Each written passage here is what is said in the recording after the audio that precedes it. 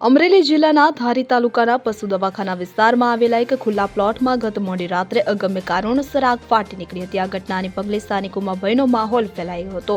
સદનસીબે આ આગમાં કોઈ જાનહાની થઈ નથી। આગની જાણ થતાં જ ધારીની સામાજિક સંસ્થા બજરંગ ગ્રુપના પ્રમુખ પરેશ પટલી, તેમના કાર્યકરો, ધારી પોલીસ અને નગરપાલિકાની ટીમ તાત્કાલિક ઘટના સ્થળે પહોંચી હતી। જોતજોતામાં આગે વિકરાળ સ્વરૂપ ધારણ કરી લીધું હતું। અગ્નિશામક સ્પ્રે દ્વારા ભારે જહેમત બાદ વહેલી સવારે આગ પર કાબુ મેળવી શકાયો હતો। અહીં ઉલ્લેખનીય છે કે ધારી ગ્રામજનો દ્વારા નગરપાલિકા પાસે ફાયર ફાઇટરની સુવિધા માટે વારંવાર માંગણી કરવામાં આવી છે। જો કે આશ્ચર્યજનક રીતે ધારી નગરપાલિકા પાસે હજુ સુધી પોતાનું ફાયર ફાઇટર નથી, જેને લઈ મોટા આગના બનાવ સમયે બગસરા કે અમરેલીથી ફાયર ફાઇટર મંગાવવું પડે છે, જેના કારણે સમયનો વ્યય થાય છે। આ પરિસ્થિતિને ધ્યાનમાં રાખીને ધારીના ગ્રામજનો નગરપાલિકા પાસે તાત્કાલિક ધોરણે ફાયર ફાઇટર ઉપલબ્ધ કરાવવાની માંગ કરી રહ્યા છે।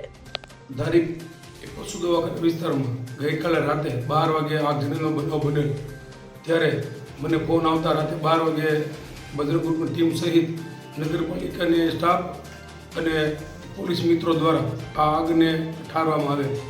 ધારી ગામમાં આ આગનો બનાવ 4 થી 5 વાર બનવા પામે છે, ત્યારે ધારી નગરપાલિકાને તાત્કાલિક ફાયર ફાઇટર ફાળવવામાં આવે, કેમ કે અત્યાર સુધી જે કંઈ આગ લાગીને એમાં કોઈ જાનહાની કે મોટી નુકસાની થયેલ નથી।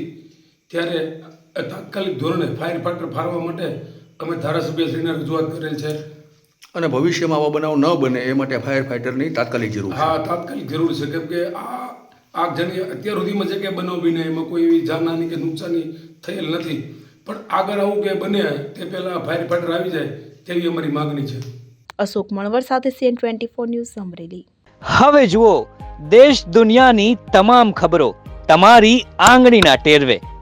ઉઠાવો મોબાઈલ અને Google Play Store પરથી ડાઉનલોડ કરો અમારી CN24 ન્યૂઝ મોબાઈલ એપ।